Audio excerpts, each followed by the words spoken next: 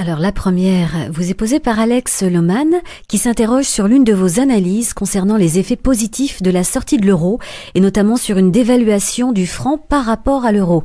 Et il se demande si vous avez envisagé la possibilité inverse d'une appréciation du franc vis-à-vis de l'euro.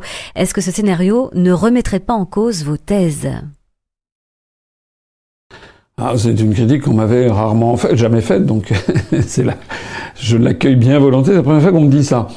D'abord, c'est pas une dévaluation, c'est une dépréciation. C'est pas la même chose. Je répète, un rappel pour ceux, il faut toujours être très très précis. Dévaluation, ça remonte au temps où il y avait des taux de change fixes, où un État décidait souverainement de dévaluer.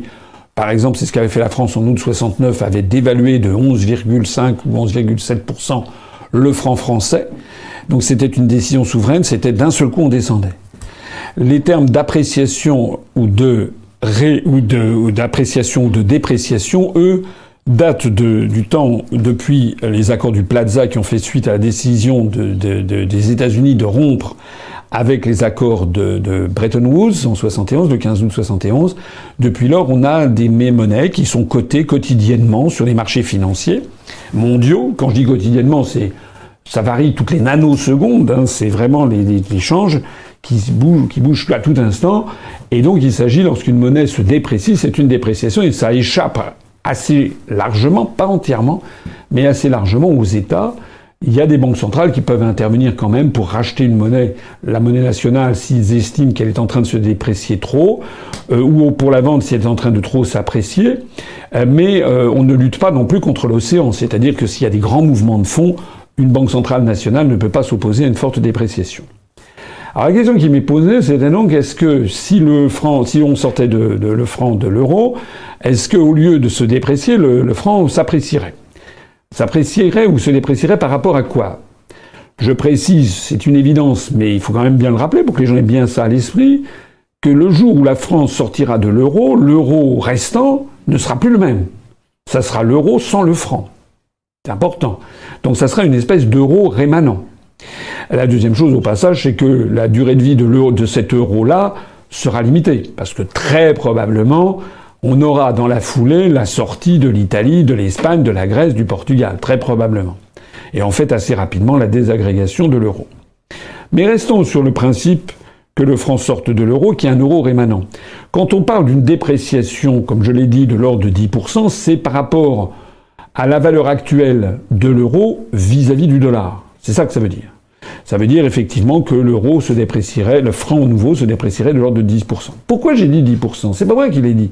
C'est parce qu'il y a de nombreux économistes qui signalent, notamment au vu des soldes de la balance des paiements courants à l'intérieur du système dit Target 2, je renvoie à mes conférences et à celles de Vincent Brousseau sur le sujet, la France a un solde négatif de l'ordre de 10 milliards d'euros, je crois.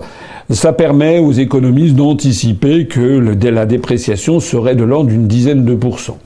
Et une autre façon de le voir, c'est que les économistes estiment que depuis 1999, au moment où le franc et le Deutschmark sont entrés avec un change fixe dans l'euro, la compétitivité de l'économie allemande s'est appréciée de 21% par rapport à l'économie française. De telle sorte que l'on estime que pour rétablir l'équilibre des compétitivités entre la France et l'Allemagne, il faudrait que le nouveau Deutschmark prenne environ 14 à 15% et le nouveau franc perde 10%. Alors l'hypothèse qui est évoquée par cet internaute, c'est une hypothèse inverse, et qui consisterait à dire que le franc gagnerait. Évidemment, tout est possible dans la vie, mais pas tout à fait tout quand même. Il est par exemple impossible que le franc perde, une fois j'avais débattu avec quelqu'un, que le franc perde 80% de sa valeur. J'avais débattu avec quelqu'un qui était proche de OLV et qui m'avait annoncé ça. Si le franc se dépréciait de 80%, ça veut dire qu'il y aurait 80% de solde sur toutes les productions françaises. Ça veut donc dire qu'il serait impossible de maintenir cette dépréciation. Une bouteille de champagne, par exemple, à Tokyo, au lieu qu'elle vale 50 €, elle ne vaudrait plus que 8 €. Il y aurait donc un rush des Japonais qui voudraient acheter du champagne, un rush des Chinois, un rush des Américains, un rush des Allemands, etc. Tout le monde voudrait acheter du champagne. Et quand je dis champagne, c'est pour ne pas parler des productions industrielles, des foulards Hermès, de ci et de ça. Donc il y aurait une forte demande pour acheter ces produits. Donc il y aurait une forte demande de conversion du yen, du yuan, de l'euro rémanent, du dollar, etc. en francs, et ça ferait remonter le franc. Eh ben c'est la même chose dans le sens inverse. C'est-à-dire que, imaginons que le franc grimpe. Je ne vois pas pourquoi il grimperait. Parce que déjà, la monnaie est trop chère pour la compétitivité. Si l'euro grimpait, si le franc nouveau grimpait de quelques pourcentages, comme l'évoque cet internaute, mais il y aurait de moins en moins de gens pour acheter des productions françaises. Donc il y aurait une très faible demande de francs. En revanche, puisque le franc vaudrait plus cher que prévu, il y aurait énormément de Français qui partiraient à l'étranger. Les voyages à l'étranger, notamment en dehors de la zone franc, seraient très bon marché. Les Français achèteraient plus encore de produits importés. On aurait donc un déficit de notre balance commerciale encore plus accentué, de notre balance des paiements encore plus importante. Et donc, en définitive, le franc, forcément, serait moins demandé et aurait tendance à se déprécier. Alors, je ne sais pas si j'ai été clair, je l'espère. Peut-être pour les non-spécialistes, c'est un petit peu complexe. Je ne pense pas que ça soit trop compliqué quand même. Il faut donc comprendre une chose, c'est que les évolutions des monnaies, ça n'est pas le nez de Cléopâtre. C'est pas quelque chose comme ça, c'est pas imprévisible. Il est excessivement improbable, il est quasiment impossible même, que le franc ayant été créé s'apprécie. En revanche, il se dépréciera, ça c'est 100%. Je n'ai jamais entendu un seul économiste qui ait envisagé l'inverse. Je voudrais quand même dire en conclusion que même parce que l'internaute dit oui, si ça se passait quand même, évidemment, tout peut arriver, mais honnêtement, c'est pas crédible. Mais même si ça se passait, si je propose de sortir de l'euro, ça n'est pas uniquement parce que je souhaite que la nouvelle monnaie soit compatible avec la compétitivité de l'économie française et que ça puisse résoudre le chômage. C'est pour une autre raison. C'est parce que tout simplement, c'est pour deux autres raisons. C'est tout simplement pour récupérer notre droit souverain à fixer nous-mêmes notre politique budgétaire, notre politique fiscale, notre politique monétaire, etc., pour que les Français retrouvent leur démocratie.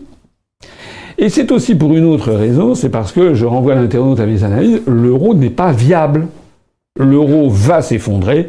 Je renvoie à mes conférences, je renvoie surtout aux articles de Vincent Brousseau, qui sont disponibles sur Internet, notamment celui qu'il a publié en janvier dernier, quant à l'hypothèse que l'Italie sorte de l'euro en catastrophe du fait de la très mauvaise santé financière de plusieurs grandes banques systémiques italiennes. Je renvoie cet internaute à cette question.